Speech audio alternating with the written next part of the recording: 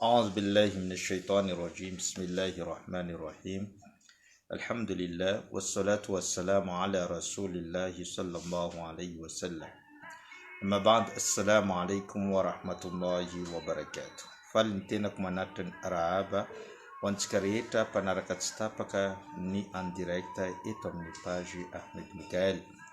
Naraka zany dia tsy mitsahatra antsika miderany Allah subhanahu wa ta'ala ary mandefa tsodran sy fandriampahalemana ho amin'ny mpaminantsika Muhammadun sallallahu alaihi wasallam. Ny ojo, ny fandroana dia efa noresantsika avokoa izany rehetra zany. Ary efa niditra ihany koa tsika tamin'ny soala ziska noraisintsika ihany koa ny fomba fanaovana soala ary farany talohany folo andro voalohany amin'ny volana Dhul-Hijja dia niresadresaka tsika mahakasika ny zavatra izay antsoina hoe masjid sy ny soala izay atao eny amin'ny masjid, ny moskey sy ny fanaovana soala eny amin'ny moskey. Niresaka tsika tamin'izay fotoan'izay mahakasika ny fanaovana soala eny amin'ny moskey. Mahakasika ny fanaovana soala eny amin'ny moskey dia noresadresantsika tamin'izay fotoana izay fa anisan'ny zavatra izay hita fa nataony mpaminany ary tsy mba navelan'ny mpaminany sallallahu alaihi wasallam izany fanatanterana ny soala eny amin'ny moskey izany. Ary noresadresantsika teto ihany koa mahakasika ny valeurny zany moskey izany.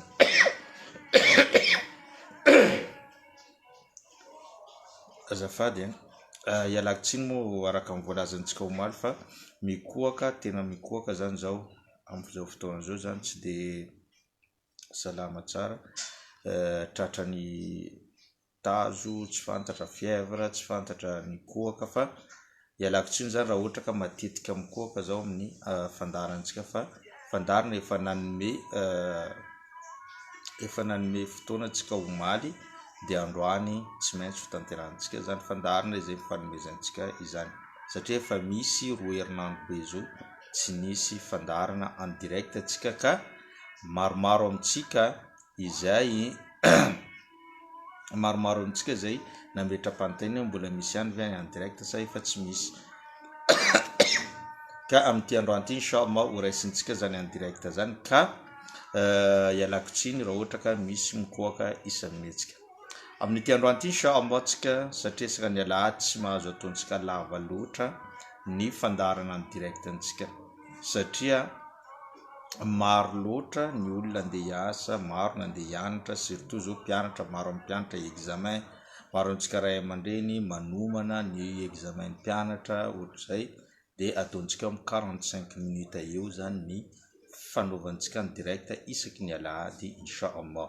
Ka ny lohahevitra ho raisintsika androany dia adabu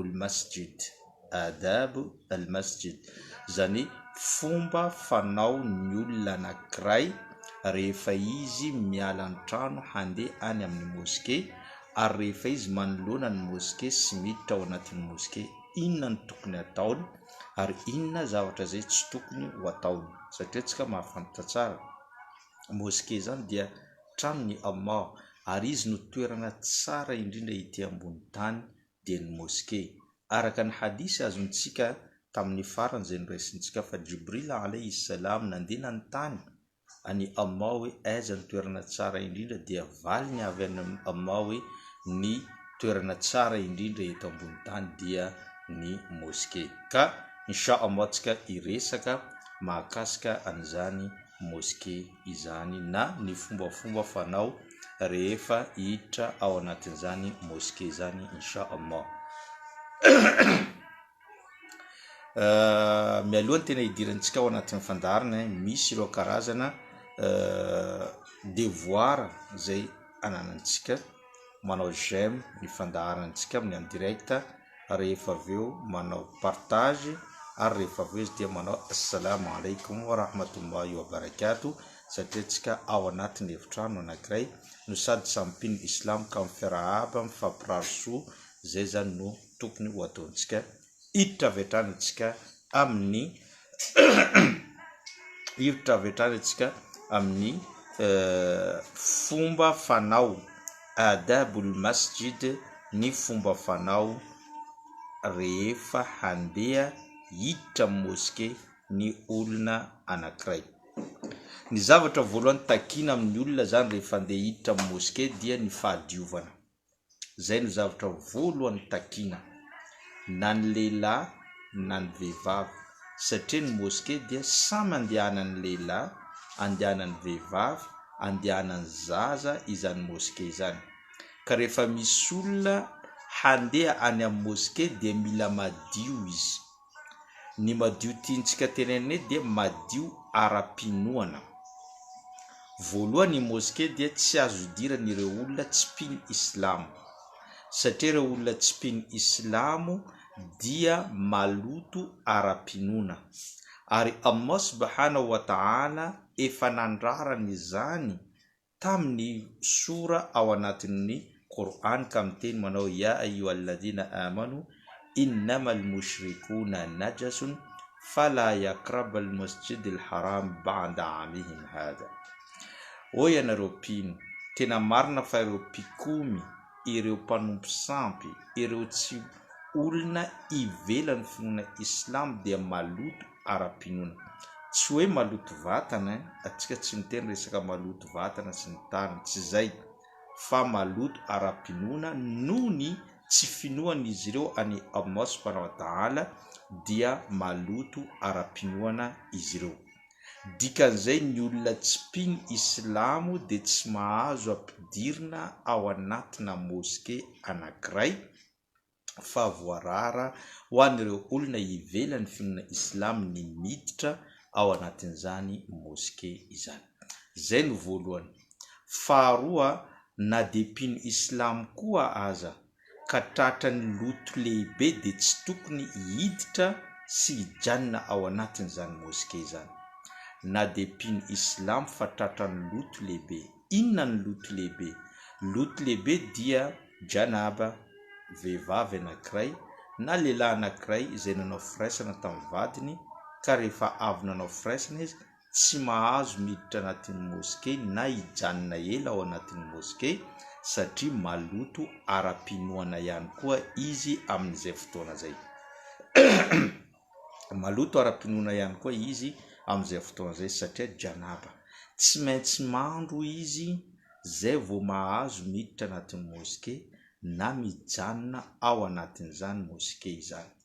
Averiko fanondroany, na dia mpino islam koa aza ianao, fa raha ohatra ka tratra ny loto lehibe dia tsy tokony hiditra ao anatin'ny moské, ary tsy mahazo miditra ao anatin'ny moské, ary tsy mahazo mijanona ao anatin'ny moské raha tsy efa nandeha nandro niala taminao ilay loto lehibe.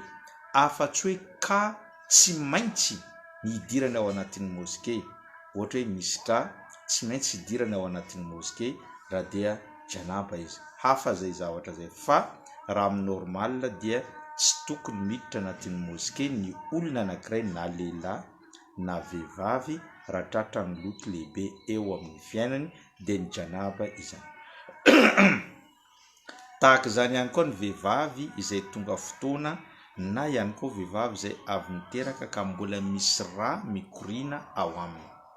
Ireo vehivavy tratra ny fotoana, zany tonga fotoana en règle, sy ny vehivavy avy niteraka dia tsy mahazo ihany koa miditra ny moské na mijanona ela ao anatin'ny moské amin'izay fotoan'izay, satria maloto ara-pinoana ihany koa izy amin'izay fotoan'izay.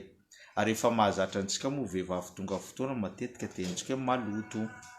Maloto izy satria misy rà mikoriana ao aminy mandritra ny 3 andro, 4 andro, 5 andro izany.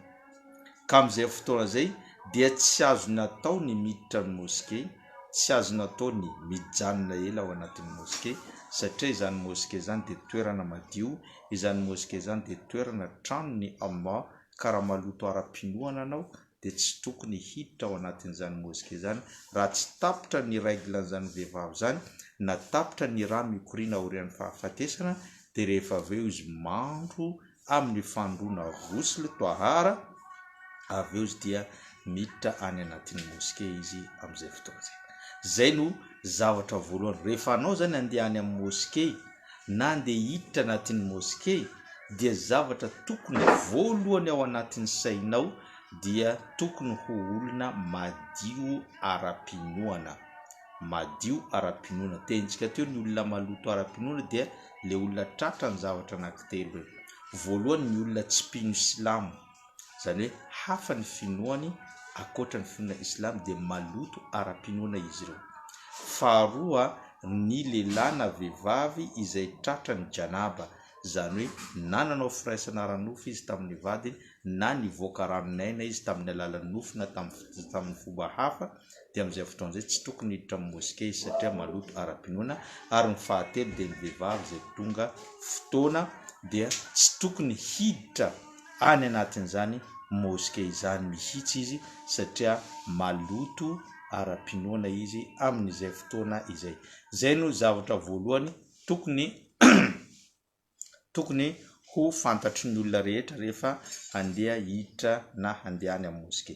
Madio ara-pinoana aloha voalohany. Zay teboka voalohany. Ny teboka faharoa, rehefa andao andeha any amin'ny moské dia tadidio tsara fa anao dia hiresaka amin'ny Allah, handeha hanompo ny Allah ary handeha hiditra ao anatin'ny tranon'ny tompo Allah. Ka rehefa andeha moské anao dia safidio ny lamba tsara indrindra sy madio indrindra ao aminao entinao miditra any amin'ny moské. Fa misy ankamarozan'ny olona mampalahelo indrindra ny lehilahy, mampalahelo ny zavatra izay ataony lehilahy sasany. Tsy haiko na vehivavy misy manao an'izay ihany koa. Fa ny lehilahy rehefa mandeha miasa izy manao costard, manao akanjo tsara, mihidy tsara ny bokotrany, manao akisisika, manao tena raha, manao ranomanitra, manao iny, andeha hiasa izy amin'izay fotoana izay satria directeur, tsy haiko na ministre, tsy haiko na inona toerana izay misy azy. Fa rehefa andeha moské izy tonga ao an-trano esoriny ny lamba mihaja be tsara be iny, efa misy lamba jobo anankiray miantona io, dia iny ihany nosikinany anatin'ny 1 mois 2 mois tsy misolo, iny epetraka ary miantona ary, iny ihany no anaovany isaka nisika andeha moské. Ohatrany hoe na dia fa maloto iny lamba iny, na dia tsy mipasoka iny lamba iny, na dia tsy haiko inona iny lamba iny miantona eo iny ihany no entiny mandeha moské androany fajry, zohry, ansry, magriba, isha tsy misolo an'iny lamba iny izy. Fa rehefa andeha hiasa na invité ny olona na tsy haiko rehefa andeha aia, misolo lamba zay tena tsara, mahafinaritra, madio, voapasoka, manimanitra sy ny tariny no entiny. Aiza ny fitiavanao ny Allah amin'izany fotoana zany? Aiza ny fitiavanao any Allah subhanahu wa ta'ala? Satria ny fitiavana ny Allah subhanahu wa ta'ala tsy amin'ny vava fa amin'ny fihetsika izay asehonao. Handeha hiditra any an-tranony ianao, raha anao invité-ny président de la république, hainao mitafy lamba zay tsara indrindra, ary ianao raha ohatra ka nahazo invitation zany dia mahavita mividy lamba vaovao mihitsy entinao dia hiatrika an'izany invitation ny président de la république. Fa rehefa andeha moské anao, lamba zay farany tsy mipasoka ao, lamba zay efa mipetraka efa ela miantokantona ary, iny no anaovanao handehananao moské. Maninona tsy mividy joba tsara, mahafinaritra, efa asonapasony vadinao, efa ajanonanao eo, isaka anao andeha moské mba misolosolo joba 2, 3, 4 ty androany rapitso hafa sy ny tary, madio tsara, miditra anao eny amin'ny moské. Amin'izay fotoana izay madio ny vatanao, madio ny fonao, madio ny sainao, ny lamba anaovanao madio, miditra anao amin'ny moské. Mino zao fa madio tsara ihany koa ny soala sy ny vavaka izay ataonao. Fa aza manao tahaka ny olona sasany, efa misy lamba spesialy miantokantona, iny no entiny rehefa izy andehany amin'izany moské zany. Satria tompo Allah subhanahu wa ta'ala miteny ao anatin'ny suratul A'raf manao hoe: ya bani adam khudhu zinatakum inda kulli masjidin wa kulu washrabu wala tusrifu. O ianareo taranaky Adam, atsika zanak'olombelona no tiany Allah tenenina amin'izany. O ianareo taranaky Adam, anareo zanaky Adama, khudhu zinatakum inda kulli masjid, raiso ny fitafy tsara indrindra ao aminareo entinareo miatrika an'izany fanompoam-pivavahana eny amin'ny moské zany. Allah miantso anao. Ary rehefa andeha moské dia mba safidio ilay tena tsara sy madio amin'ny lambanao, entinao miatrika ny Allah subhanahu wa ta'ala. Tsy niteny mihitsy izy hoe ianareo taranaka Adamo, ianareo zanaka Adamo, le lambalamba miantona aminareo ao iny ento manompana. Tsy zay teneny, fa lamba tsara indrindra, madio tsara, mafinaritra, satria nde hiatrika tomponao ianao amin'izay fotoan'izay. Dikan'izay na lehilahy na vehivavy safidio mba lamba madio, lamba tsara rehefa andeha moské, fa tsy lamba malotoloto tsy haiko inona.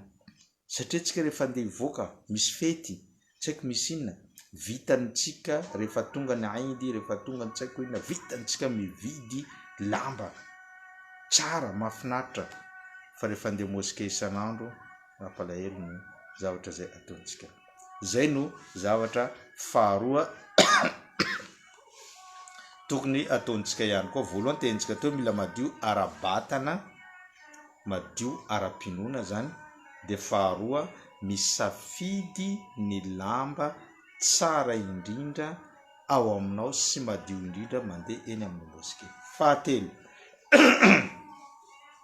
ny olona izay nihinana tongolo, na tongolo vodiny io, na tongolo lay io, na zavatra izay manelingelina ny mpivavaka eny amin'ny moské, dia aoka izy i-borosy mialohan'ny andehanany eny.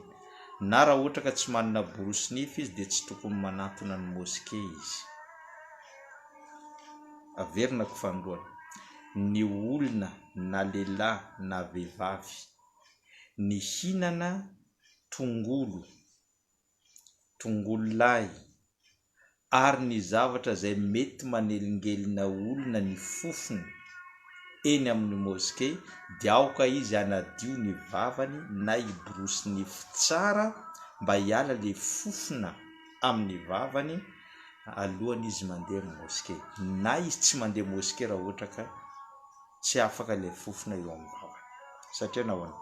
Satria mpaminany sallallahu alayhi wa sallam niteny amin'ny hadith izay notanteriny Jabir ibn Abdillah radiyallahu anhu anna an-nabiy sallallahu alayhi wa sallam qala.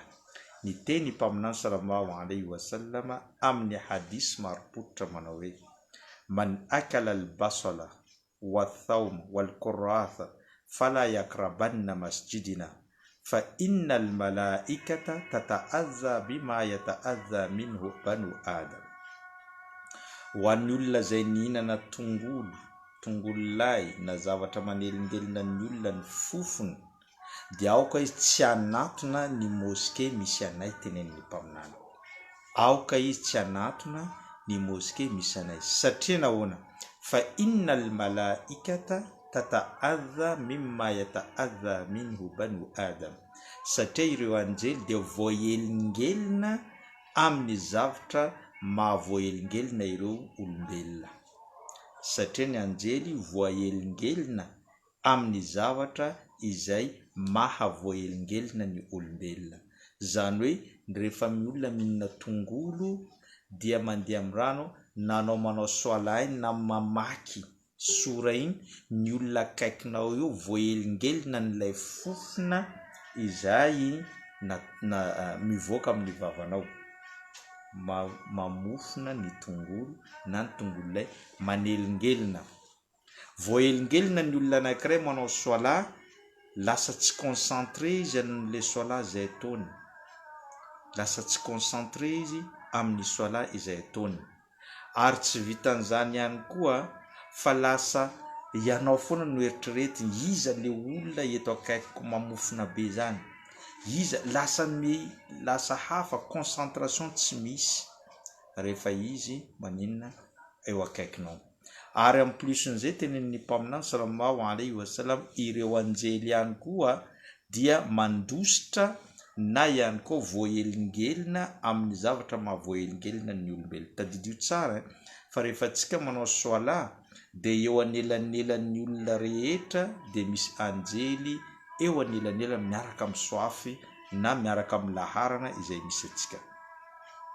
Ka raha ohatra ka ny olombelona voahelingelina amin'ny fofony tongolo na tongolo lay na tsy haiko inona dia tadidio ihany koa, fa voahelingelina n'izany ihany koa dia voahelingelina an'izay ihany koa ireo anjely. Zany hoe misy anjely ihany koa zany voahelingelina amin'izany zavatra izany. Donc zany ny zavatra faharoa zay tokony fahatelo zay tokony ataontsika dia ho anao zay ninona zavatra nanelingelina ny olona dia aokanao tsy anatona mosquée raha ohatra ka mbola tsy afaka mifofona, na ihany koa anao ny iborosy nify tsara rehefa tsy mbola tsy afaka izany fofona izany. Zay ny zavatra fahatelo ataony olombelona anankiray. Nam zavatra fahaefatra rehefa andeha mosquée dia tsaratsara ny olona mandeha mosquée raha azony atao mandeha tongotra, raha tsy lavitra zany. Fa raha lavitra moa izy dia mandeha tôbila izy, mandeha bus izy, mandeha bisikileta, mandeha moto, tsisy problème zany. Fa raha ohatra ka akaikikaiky le toerana, zany hoe le trano, dia tsaratsara aminazy ny mandeha tongotra. Ohatra hoe mipetraka eo amin'ny 100 mètres miala amin'ny mosquée anao, na mipetraka eo amin'ny 200 mètres na 300 mètres, mbola azo lazaina hoe akaiky zany. Mbola azonao 5 minutes zany, mbola azonao 10 minutes zany. Raha ohatra ka anao mipetraka par partie akaikin'ny mosquée zany dia ny tsaratsara aminao rehefa anao mandeha mosquée mandeha tongotra. Satria nahoana? Satria mpaminany sallallahu alayhi wa sallama ny teny amin'ny hadisy izay olona nanao odo tany an-tokantranony, rehefa aveo nandeha tongotra moramora izy nandeha niazo ny mosquée, dia isaky ny isaky ny dia tongotra ataony famafana ny fahotana. Zany hoe rehefa anao zany andeha mosquée aorinan'ireo teboka zay voalazantsika reny, dia tsaratsara aminao ny manao odo ao an-trano, manao odo ao an-trano. Rehefa vita ny odo ao an-trano dia mandeha tongotra moramora anao mandeha amin'ny mosquée. Rehefa tonga amin'iny lalana iny mandra-pahatonga anao amin'ny mosquée, arakaraka amin'ny ataonao no famafana ny fahotanao. Teneny ny mpaminany nandeha tongotra fa tsy nitaingina moto, tsy nitaingina tôbila, tsy nitaingina ny chameau, tsy nitaingina rameva sy ny tariny, fa zay nandeha tongotra. Dikan'izay tsaratsara ho an'ny olona izay mandeha mosquée ny mandeha tongotra rehefa navita odo tany an-tranony izy amin'izay fotoana izay. Ka zay ihany koa afatra ho antsika mba isaky ny eritrereto raha ohatra hoe 500 mètres na 300 mètres miala ny tranonao ny mosquée, dia firy pahanao ao anatin'izany 500 mètres zany? Firy ny na dia tongotra vitanao ao anatin'ny 300 mètres zany? Raha alaviran-darana 10 minitra zany nataonao, dia firy zany dia tongotra nataonao tao anatin'ny 10 minitra zay? Mety maromaro zay. Ka isaka ny mamindranao famafana fahotana ho anao, isaky ny mamindranao famafana fahotana ho anao izany, araka ny voalazan'ny mpaminany sallallahu alayhi wa sallam amin'ny hadisy marim-pototra ihany koa. Ny teboka manaraka an'izany dia fanaovana doa rehefa amin'ny lalana mandeha mosquée. Zany hoe mbola tsy tonga any amin'ny mosquée fa le tenentsika teo iny dia hoe anao manao inona voalohany? Manao odo, mandeha tongotra. Rehefa mpandehanana tongotra iny anao dia misy doa spécial zay tokony ataonao amin'ny lalana mandeha mosquée. Miteny sahaba anankiray manao hoe kana nabiyu sallallahu alayhi wa sallam wa huwa fi tariqihi ila al-masjid.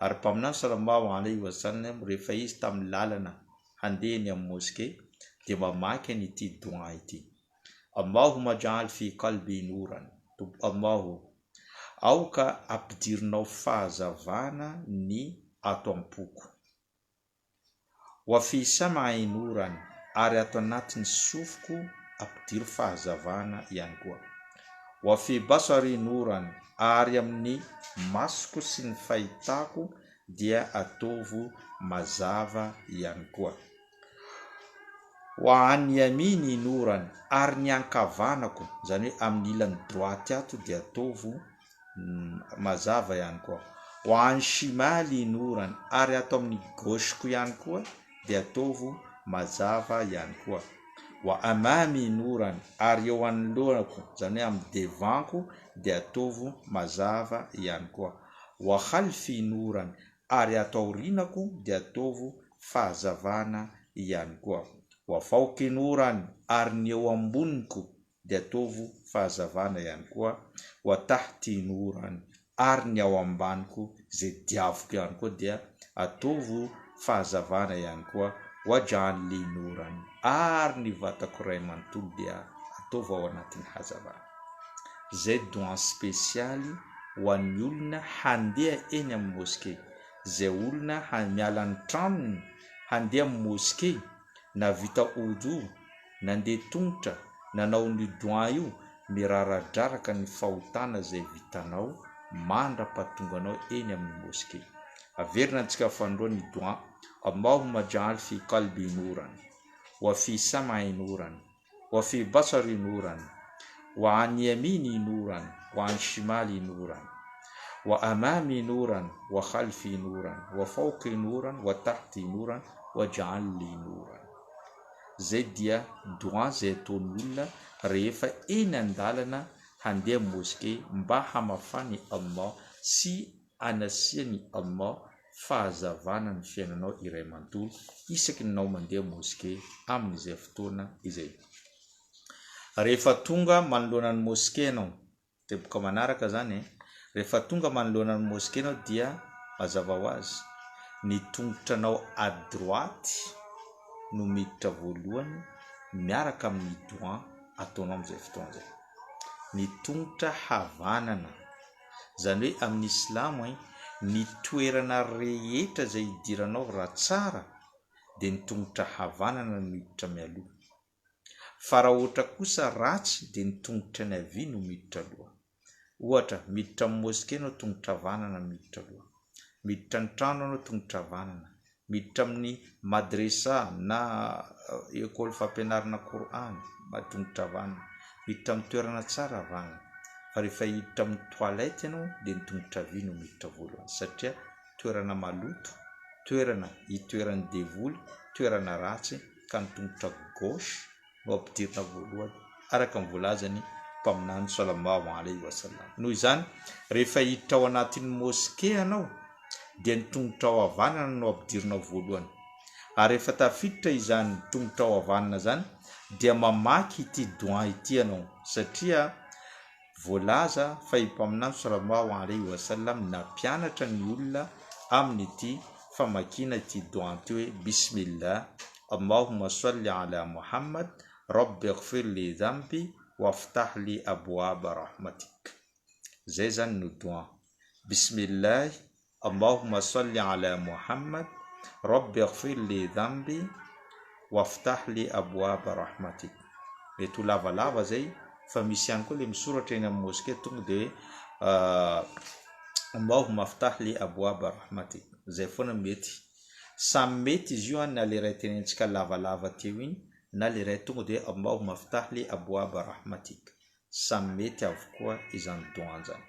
Fa ny zavatra dia tsy maintsy ataonao miteny bismillah anao eo amin'ny mpampidirana ny tongotra ao havanana, tongotra ao havanana miditra iny sady miteny bismillah miditra anao ao an'izany moské zany dia miteny Allahumma aftah li abwaba rahmatik, na anao miteny bismillah Allahumma salli ala Muhammad rabbi ighfir li dhanbi wa waftah li abwaba rahmatik. Zay zany no zavatra tokony ho ataon'ny mpino Islam rehefa miditra ny moské, zany miditra varavaran'ny moské io na miditra lakoron'ny moské, samy izy daholo zany.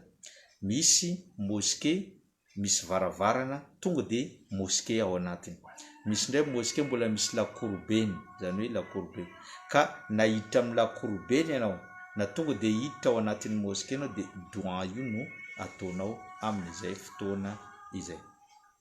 Rehefa tafiditra ao anatin'ny moské anao dia inona zavatra zay ataonao? Tsy tonga dia mipetraka ianao, tsy tonga dia inona mipetraka ny olona anankiray rehefa miditra na tafiditra ao anatin'ny moské. Satria nahoana? Satria misy ny soala na vavaka 2 rakan tokony ho ataon'ny olona anankiray rehefa hiditra ao anatin'ny moské. Izany vavaka 2 rakan zany antsoina hoe tahiyatul masjid, zany hoe fiarabana any moské, salutation, fiarabana. Anao zany tonga na misy olona ao anatin'ny moské na tsisy olona ao anatin'ny moské, fa rehefa miditra ny moské anao dia tokony hanao soala 2 rakan anao ho fiarabanao an'izany moské zany. Na dia hoe amin'ny andro zoma efa mandeha aza ny khutba dia miditra ny moské anao manova 2 rakan mialoha ny hipetrahanao mihaino an'izany khutba zany. Satria tamin'ny vanim-potoana ny mpaminany sallallahu alaihi wasallam rehefa mpaminany teo ampanovana na teo amin'ny fitoriana teny zany fanaovana khutba zany, dia nisy lehilahy anankiray niditra avy any tonga dia mipetraka. Dia teneny ny mpaminany izy eny ambony mimbary mitory teny, lehilahy nipetraka eny teneny hoe o ianao lehilahy, mitsangana ianao manao 2 rakan ho fiarabanao n'ity moské ity. Satria tsika islam nampianarina rehefa mifankahita amin'ny olona, rehefa miditra trano, rehefa miditra amin'ny moské dia miarahaba ny moské, miarahaba ny trano, miarahaba ny olona, fahalalam-pomba zay eo anatrehan'ny finoana islam. Ka iny lehilahy iny teneny ny mpaminany mitsanganana manao 2 rakan ho fiarabana amin'ny moské. Nanomboka teo zany mpaminany sallallahu alaihi wasallam ny teny amin'ny hadisy mazava tsara hoe rehefa misy iray aminareo miditra ny moské dia aoka izy tsy hipetraka mandra-panovany soala 2 rakan. Hadisy izay hitantsika ao amin'ny boky Muslim. Teny mpaminany sallallahu alaihi wasallam manao hoe iza dakhala ahadukumul masjida falyarkan rak'atayn qabla an yajlisa. Nizaniza aminareo miditra ao anatin'ny moské dia aoka izy hanao 2 rakan mialoha ny hipetrahany. Zany hoe alohanao mipetraka dia manao soala 2 rakan. Na lehilahy na vehivavy na zaza dia tokony hanao an'izay 2 rakan zay mialoha ny hipetrahany. Raha tsy hoe efa mitsangana ny soala dia tsy afaka hanao 2 rakan sonina tsony izy. Ohatra hoe miditra izy amin'ny moské efa mandeha ikama, Allahu akbar, ashhadu an la ilaha illallah, ashhadu anna Muhammadur rasulullah, tsy afaka nenjika 2 rakan tsony satria ny soala efa mandeha. Amin'izay fotoan'izay tonga dia miditra izy manao soala. Na ihany koa miditra amin'ny moské izy efa 1 minute tavela hitsangana ny soala dia tsy tokony manao 2 rakan tsony izy satria 1 minute sisa efa hitsangana ny soala. Fa raha mbola misy 5 minutes, mbola misy 3 minutes, mbola misy 10 minutes dia anao miditra amin'ny moské aorinan'ny adhan, mbola misy tsaiky 15 minutes, ahafahanao tsara manao soala 2 rakan dia aza mipetraka anao fa ataovy aloha ilay tahiyatul masjid, fiarabana an'izany moské izany, araka ny hadisy zay azontsika tamin'ny mpaminany sallallahu alaihi wasallam izany.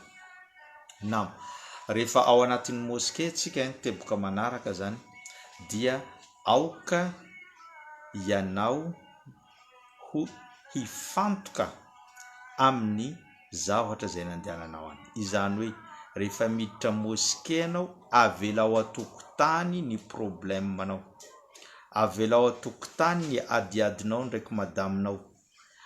Rehefa hiditra amin'ny moské anao avela ao atokotany ny business-nao. Rehefa hiditra amin'ny moské anao avela ao atokotany ny fianaranao. Rehefa hiditra amin'ny moské anao avela ao atokotany ny resadresaka sy ny tsaiko inona zay zavatra manahirana anao zany talohanao niditra tao, avela ao any atokotany fa mifantoka anao hiditra anatin'ny moské hiresaka amin'ny Allah, handeha hanompo ny Allah. Noho izany vao miditra ny moské anao ataovy silence ny telefoninao na vonoy. Zay aloha voalohany, satria nisy manelingelina eny amin'ny moské, misy ianao anatin'ny manao soalany sojody iny maneno inona izy telefony, anatiny na manao rokon telefony maneno. Misy sasany mandefa hira tsy hainao, tsapik salegy rapy tsaiky reggae anatin'ny telefona, anao anatiny manompany tadidio tsara fa raha ny telefona anao tsy nataonao silence ka nanelingelina ny olona dia anao no antony na tonga ny soalan'ny olona simba, satria simba ny concentration na eno an'le salegy, na eno an'le tsapiky, na eno tsy haiko inona zay nandeha takolokolokolokolo manene simba ny concentration, simba ny soalany. Dia anao zany no responsable, nefa anao antondianao avy any amin'ny tokotany handehanao soala mba hanala ny fahotanao, dia lasa napiditra fahotana ho anao indray ianao satria nanimba ny soalan'olona. Ka tadidio tsara rehefa hiditra ny mosquée anao, vonoy telefona ny tena tsara na ataovy silence raha ohatra ka tsy tianao mamono an'izany telefona zany. Rehefa miditra amin'ny mosquée anao tsy tokony hifantoka intsony amin'iny telefona iny. Zay no antony tegna hoe tsaratsara izy mivonona, fa raha ohatra ka tena tsy azonao vonoina dia ataovy silence. Tsy tokony hifantoka amin'ny. Misy olona izy fa andehanao soala iny misy maneno telefona, allô, mandeha mivoaka tokotany, sady miteny mafy, allô, olo jiaby anatin'ny mosquée maheno. Manimba concentration ny olona zany. Telefona ajanonao any mihitsy. Telefona ampidirina anatin'ny poche, aza jerena mihitsy ny telefona iny raha tsy efa mivoaka ny mosquée iny koa anao, zay vao mijery an'izany mosquée. Na misy miantso ny njato sy ny arivo fa jeritrereto hoe anao eo anatrany Allah, ao anatin'ny trano ny Allah mbola misy olona miantso anao, tsy important izany olona zany mihoatra ny Allah subhanahu wa ta'ala. Ka telefona anao ataovy silence, aza jerena. Mampalahelo misy olona fa miandro soala, na misy olona ao anatin'ny khutba amin'ny andro zoma iny mbola misoma Facebook izy anatin'ny telefona, mbola miresaka amin'olona izy anatin'ny telefona, nefa ny khutba mandeha, na izy efa miandro soala. Tokony au lieu de entre adhan sy iqama, fotoana anaovana doa hamaliany Allah subhanahu wa ta'ala doa, izy variana mamaly message amin'ny Facebook. Zany hoe lasa présence du corps atsika ao anatin'ny mosquée fa tsisy présence d'esprit. Nefa ny esprit-ntsika no tena ilaina présent amin'ny fotoana izay idiranao amin'ny mosquée, satria ny vatanao tsy dia ilainy Allah loatra fa ny fanahinao sy ny sainao, ny fonao mila fifantohana amin'ny Allah rehefa anao mivavaka aminy. Zay no antsoina hoe mivavaka, sady présence du corps no présence d'esprit amin'izay fotoana zay. Ka rehefa miditra ny mosquée, apetrao lavitra ny telefona anao, apetrao lavitra ny problème anao, apetrao lavitra adadinao miaraka amin'ny vadinao, apetrao lavitra ny adadinao miaraka amin'ny zanakanao, tsy haiko amin'iny apetrao lavitra. Présence d'esprit no tena ilaina. Ary rehefa miditra koa anao anatin'ny mosquée, miezahanao mandeha fandrombaka amin'ny safil awwal, zany hoe ilay laharana voalohany, satria nahoana nisy fotoana antsika teto niresaka fa hoe Allah subhanahu wa ta'ala sy ireo anjely rehetra any an-danitra mandeha fa firarian-tsoa sy doa spécial ho an'ireo olona nandeha nilahatra tamin'ny safil awwal na ny laharana voalohany ao amin'izany mosquée zany. Ka rehefa anao tafiditra, ny mampalahelo misy olona izy tonga voalohany ao mosquée mandeha miankin-drindrina, zany hoe any amin'ny faran'ny mosquée izy mipetraka miankina, nefa izy ireo mbola firy, mbola vao 20 ans 22 ans, efa manao dadilay izy miankin-drindrina ary, tsy vitany mandeha mihazakazaka mandeha maka safil awwal na ninona mozy ty laharana voalohany. Le fampianarana mety tsy tonga any aminy, tsy omena tsiny izy, saingy atsika androany maheno an'ity fampianarana ty dia ampitao any amin'ny zanakantsika, ampitao any amin'ny anadantsika ho anareo vehivavy zany, ampitao amin'ny zanakanareo, ampitao amin'ny anadanareo, ampitao amin'ny vadinareo raha ohatra ka anao nahino an'ity. Anao lehilahy ihany koa ampitao amin'ny zanakanao lahy, ampitao amin'ny rahalahinao, ampitao amin'ny namanao hoe rehefa miditra amin'ny mosquée aza mihazakazaka mandeha any amin'ny miankin-drindrina amin'ny farany any fa mihazakaza amin'ny safil awwal.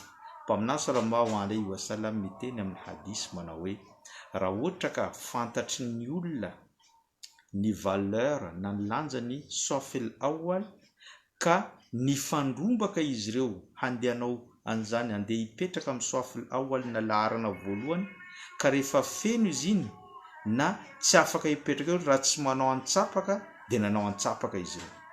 Zany hoe tiany mpaminany sallallahu alayhi wa sallam tenenina hoe raha ohatra ka fantarantsika valeran'ny soafil awal na laharana voalohany premier rang eny amin'ny moskey aorinan'ny imam zany tenenina io satria reny zavatra iny eo no mahazahoana doa spécial avy amin'ny anjely dia teneniny ny mpaminany raha ohatra ka hoe tsy afaka mandeha eo ny olona raha tsy atao antsapaka dia nanao antsapaka izy ireo. Noho n'inona? Noho ny fahafantarany izy ireo lanjany na valeran'ny soafil awal. Ka anao androany tonga midi 30 solat dhuhr, anao tonga ao amin'ny moskey 11h30 nandeha miankin-drindrina farariana lasa anao no lake soaf farany ratsy indrindra satria ny soaf tsara indrindra dia soafil awal fa ny soaf ratsy indrindra dia ny soaf lake farany any. Dia anao voalohany tonga ao anatin'ny moskey nefa ny safidy le soaf ratsy indrindra fa tsy le soaf tsara indrindra. Dia zay no antony tenitsika hoe rehefa miditra moskey tongotra droite manao doa manao 2 rakan vonoina téléphone présence du corps présence d'esprit rehefa tafiditra koa tsy mipetraka fary fa maka soafil awal ary manao doa imbetsaka eo anelanelany adhan sy ny ikama. Zany hoe raha ohatra ka anao zany solat dhuhr tonga tao midi quart nandeha inona mosti nandeha ny adhan dia jusqu'à midi et demi zany ny solat dhuhr manana 15 minutes anao angatanao doa eo anatreny Allah. Aza tsinitsiniavina io fotoana io satria io no fotoana amaliany Allah subhanahu wa ta'ala ny doantsika satria mpaminany sallallahu alayhi wa sallam miteny la turaddu doa baina al-adhan wal iqama, ny doa zay ataon'olona eo anelanelany adhan sy iqama dia tsy misy androny inona avelany Allah mandalo fotsiny fa tsy maintsy raisiny ary valiny izany doa izany. Zay no tenin'ny mpaminany sallallahu alayhi wa sallam. Rehefa manao solat tsika araka ny teniny teo dia manao solat ampitonina.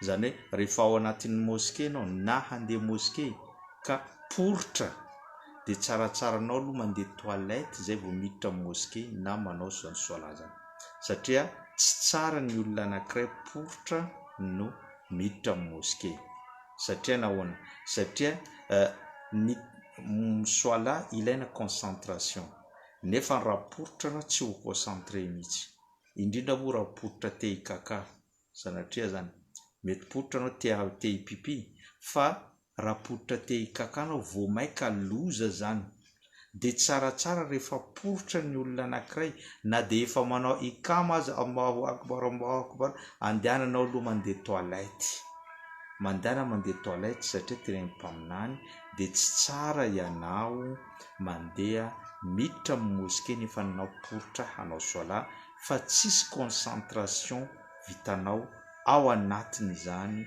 solat zany rehefa poritra ny olona anankiray.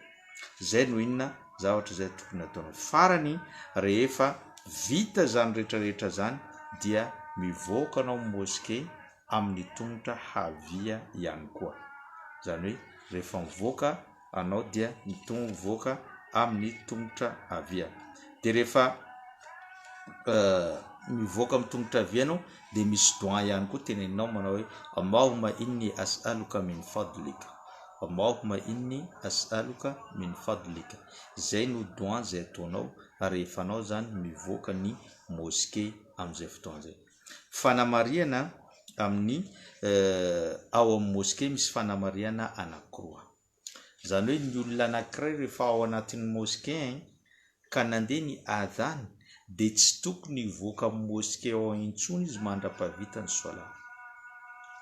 Averiko fandroany fanamariana voalohany rehefa anao ao anatin'ny moskey ka nandeha ny adhan zany hoe Allahu akbar ka nisy olona niantso anao dia tsy tokony hivoaka ny moskey anao raha tsy vita ny solat zay vao anao mivoaka moskey satria ny antso ny olombelona mbola tsy ambony noho ny antso ny Allah ary ny fanompoana solat dia fanompoana tsy azo avela ka rehefa anatin'ny moskey anao nisy ny antso dia le olona miantso no ampiandrasinao fa tsy Allah no ampiandrasinao.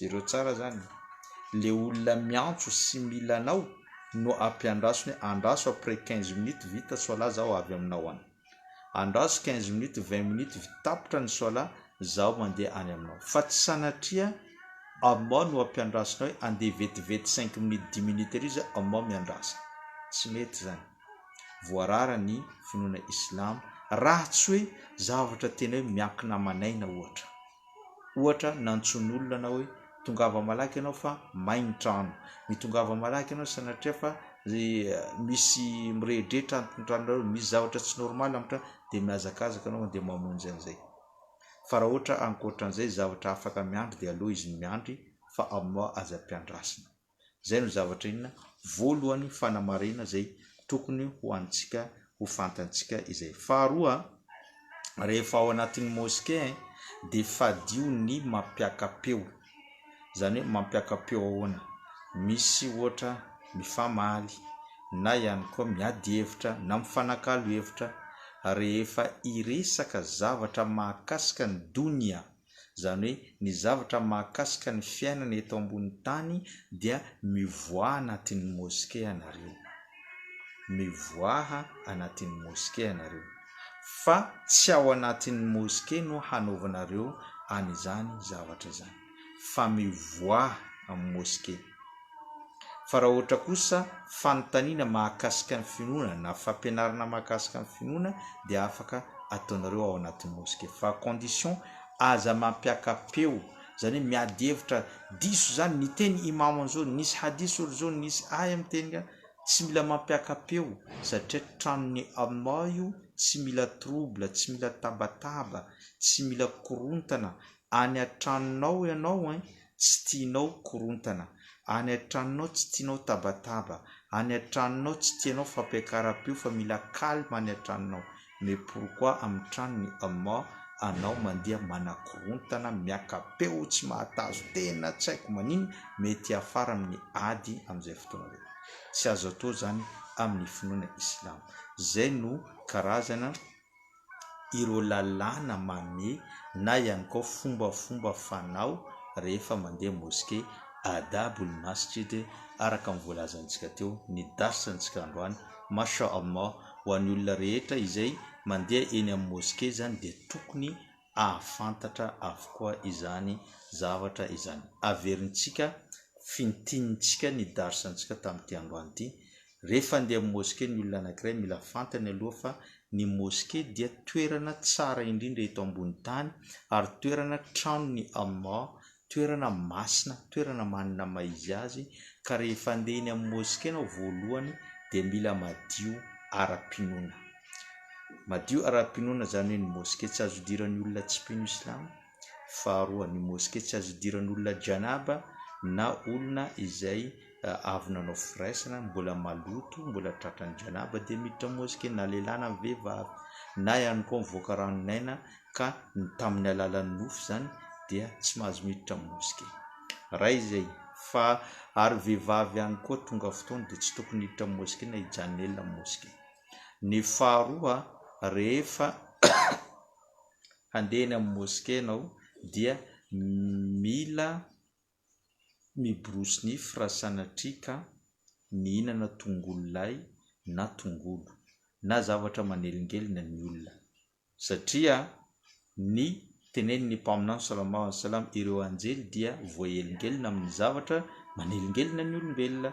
ka mazava ho azy ny tongolo dia manelingelina ny olona dikan'izay rehefa andeha amin'ny moské anao dia mila madio ny vavanao ny borosy nify anao raha sendra nihinana an'izany tongolo izany fahatelon'izany rehefa andeha moské anao dia mifidy lamba tsara indrindra sy lamba madio indrindra ao aminao satria tombo aminao andeha vonjenao any fa tsy sanatria zavatra hafa mandeha miasa anao mitafy lamba tsara rehefa mandeha amin'ny Allah ataovy tsaratsara ny lamba tafianao mandeha miasa rehefa mandeha any amin'ny Allah subhanahu wa ta'ala rehefa eny an-dalana anao tsaratsara ny mandeha tongotra araka ny voalazantsika teo satria nahoana satria ny fandehananao tongotra raha nanao odoana tany an-trano ka nandeha tongotra moramora nandeha moské raha tsy lavitra moské fa raha lavitra moa izy tokony mitondrina moto anao na tomobile raha manana an'izany fa raha ohatra ka akaiky ny moské dia mandeha tongotra satria raha nanao odo anao ka nandeha tongotra moramora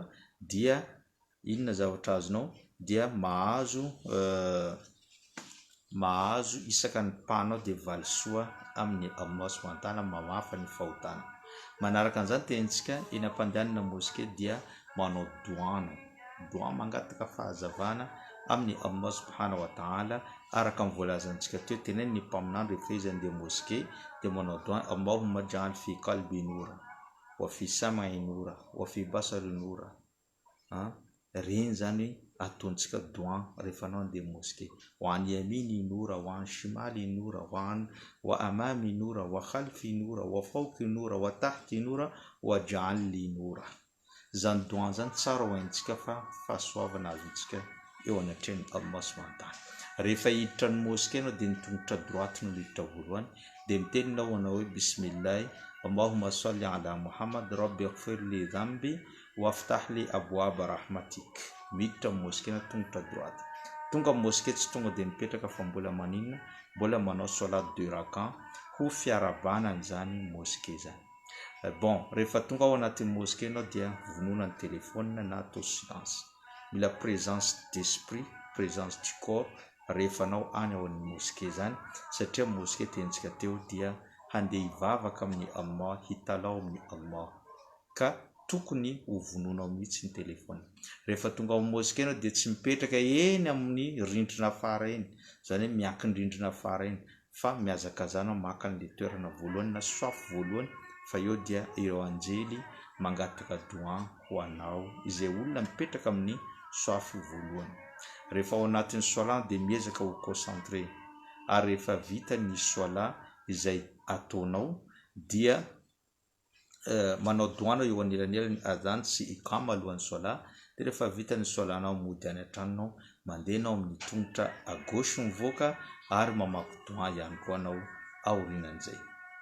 Dia efa namareny tenentsika teo rehefa ao anatin'ny moské dia tsy tokony hampiakapeo, tsy tokony tabataba, tsy tokony hanao zavatra zay manelingelina ny jama satria voarara ny finoana islam zany. Ary farany dia rehefa tafiditra ao anatin'ny moské anao ka nandeha ny adhan dia tsy tokony hivoaka ao amin'ny moské raha tsy vita ny solat satria Allah tsy ampiandrasina fa le olona miantso anao no ampiandrasinao raha tsy hoe zavatra miankina amanaina na zavatra miankina amin'ny fiainanao manontolo tena zava-dehibe zay vonao mandeha mivoaka amin'izay fotoan'izay. Zay no fandaharantsika tamin'ity androany ity. Alhamdulillah, isorina antsika jiaby izay nanaraka an'izany hatrany ampiandohana ka hatramin'izao fiafaran'izao araka ny voalazantsika omaly ny adidintsika amin'ity herinandro ity amin'ity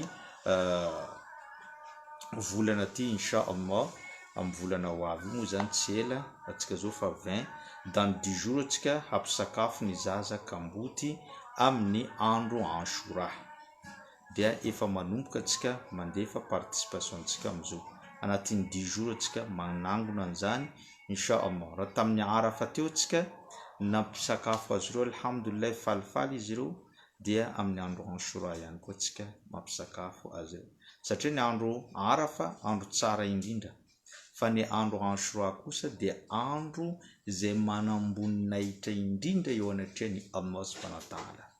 Ary ny andro Ashura no andro pahasoavana zany hoe ho an'olona izay manana problème mifehy izy amin'ny andro Ashura manao doa izy amin'ny andro Ashura io ary mamoaka soadaka izy insha Allah voavany fahoriana na fitsapana zay mandalo aminy ka insha Allah tsika handray anjara amin'izany fampisakafoan'ny zazakamboty zany insha Allah amin'ny andro Ashura io. Tapitra ny fandaharantsika ho antsika izay manana fanontaniana na commentaire dia afaka manao an'izany commentaire zany insha Allah mialohany hamaranantsika ny fandaharana ary izay olona mbola tsy nanao partage ny fandaharantsika aoka izy hanao an'izany partage zany insha Allah. Mamaky commentaire atsika ankehitriny Jean Fide mety ve manapaka famakina sora manaraka imamo aloha ary satria isaka zao mandeha solat tratra ny foana malaky imamo nefa za mbola mamaky sora mijanona zao tara be miaraka amin'ny olona rehetra. Nam rehefa imam teny Allahu akbar dia manao Allahu akbar. Rehefa imam teny Allahu akbar na dia mbola tsy vita aza famakianao ny sora dia tsy maintsy miaraka amin'ny imam anao. Satria raha voataran'ny imam anao dia tsy nanaraka ny imam anao dia simba soalanao zany. Na tsy ampy ny soalanao amin'izay fotoana. Tsy maintsy manaraka ny imam. Zay zavatra ataon'ny imam no ataonao. Zany hoe manaraka ny imam na dia tsy vita aza amin'ny famakianao sora dia mbola manaraka ny imam foana anao amin'izay fotoana izay. Naam. Mariam Harisi insha Allah. Naam. Manaraka ho an'olona zay manana commentaire na fanontaniana, insha Allah ho valintsika izany commentaire na fanontaniana izany. Raha tsy misy moa dia tapitra eo zany ny fandaharantsika tamin'ity androany ity, insha Allah ho tohizantsika indray amin'ny manaraka, insha Allah. Tohizantsika amin'ny manaraka amin'ny asabotsy, insha Allah. Gasfer Julie mankasitraka indrindra ustaz tamin'ny fampianarana sy pampatsahivana, insha Allah. Khadija Mourshid, Allah hitahinao salama ustaz, amin. Naam. Soraka tsika jiaby nanao doa ary mbola mila doantsika koa zany fa somary mbola mikoaka, maimaina tenda, maimaina rehetra amin'ny tratrato somary misy zavatra ohatran'ireo akasy tsy fantatra, mila insha Allah raha zany. Zay zany no fandaharantsika, isaorana antsika jiaby nanaraka hatramin'ny farany, araka ny tenintsika teo hoe tsy tokony ho lava rehefa tsika amin'ny andro alahady tahaka izao fa mbola maro ny andeha hiasa rahampitso sy andeha hianatra, insha Allah. Jean Fide, ary antena maloto mety manao soala an-trano tsy mandeha mosquée. Le maloto tenenina eto maloto inona? Raha maloto alam-pinoana manko anao tsy afaka manao soala. Fa raha ohatra ka maloto avy ny lalao baolina dia manao ojo anao dia miditra manao soala. Na amin'ny mosquée aza tsy manino. Na anao zany mandeha mosquée tsy manino manao ojo foana raha ohatra ka maloto kely zany. Fa raha maloto aram-pinoana lehibe anao dia tsy maintsy manao misy saika anao zay vao inona manao an'izay soala zay. Badady Fanirso, soala voyageur iny moa ustaz firy andro manao azy? Ny soala voyageur dia 3 andro araka amin'ny voalazan'ireo manam-pahaizana. Fa misy sasany kosa miteny raha anao mandeha amin'ny tanàna iny zany ka tsy nieritreritra hipetraka any dia ny fotoana hipetrahanao any zany dia voyageur foana anao amin'izay fotoana izay. Zara roa zany hevitra manam-pahaizana. Misy miteny 3 jours fotsiny. Zany hoe 3 jours ihany no anaovanao soala voyageur. Après izay anao fa manaraka soalan'ireo tokontany. Fa misy manam-pahaizana sasany miteny non, tsy zany. Raha ohatra ka anao mandeha amin'ny toerana anankiray à titre voyageur fa tsy mipetraka amin'iny tanàna iny dia mandram-pivereninao amin'ny tanàna zay tena hipetrahanao, voyageur anao dia afaka manao soala voyageur. Na Khadija Mourshid, mihinana sakaviro miaraka amin'ny tantely. Efa izy mihitsy ty, tsy miala aminay eto ty. Efa izy iny. Tantely miaraka amin'ny sakaviro io foana hoaniko isan'andro. Alhamdulillah. Yolande Rajona, azo fahasalamana ustaz inshallah. Khadija Mourshid, no citron, oui. Izy telo mihitsy io, tantely, sakaviro ary citron, izany no atambatra eo. Tsy miala eo fa inshallah hoanina foana io. Naam. Raha misy fanontaniana, raha misy commentaire farany vakintsika, raha tsy misy dia rahampitso manaraka indray insha Allah atsika manao en direct. Naam. Jean Fide, loto janaba tiako lazaina ustaz. Raha loto janaba dia tsy mahazo manao soala na an-trano na amin'ny mosquée na aiza fa tsy maintsy mandeha misaika anao manao wudu zay vao anao vao maninona manao soala. Raha maloto janaba, loto lehibe zany dia tsy maintsy mandro, tsy maintsy misaika anao zay vao mandeha manao inona soala na ao an-trano na any amin'ny mosquée. Zay zany ny loto lehibe. Ohatran'izany koa vehivavy tonga fotoana tsy maintsy misaika aloha zay vao manao an'izany soala zany, insha Allah. Naam. Tapitra ny fandaharantsika insha Allah amin'ny manaraka indray. Wassalamu alaikum wa rahmatullahi wa barakatuh.